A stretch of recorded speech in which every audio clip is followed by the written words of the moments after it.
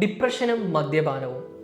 ഡിപ്രഷനുള്ള ചില ആളുകളെങ്കിലും ചിന്തിക്കുന്നുണ്ടാകും, അവരുടെ മൂഡൊക്കെ ഒന്ന് ബെറ്റർ ആകാനായിട്ട് കുറച്ച് മദ്യം കഴിക്കുന്നത് നല്ലതല്ലേ എന്ന്.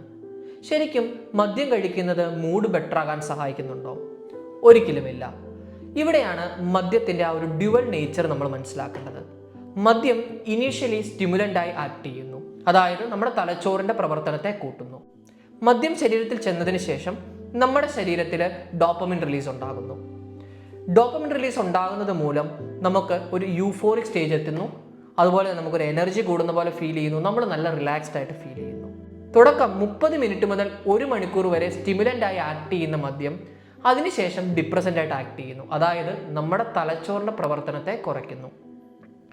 തുടർച്ചയായി മദ്യം ഉപയോഗിക്കുന്നത് നമ്മുടെ മൂഡ് ലോ ആകാനായിട്ട് കാരണമാകുന്നു. അതുപോലെ തന്നെ നമ്മുടെ ഡിപ്രഷൻ കൂടുതൽ വേഴ്സ് ആകുന്നു. സോ മദ്യം ഉപയോഗിച്ച് ഡിപ്രഷൻ മാറ്റാം എന്നുള്ളത് തെറ്റിദ്ധാരണയാണ്.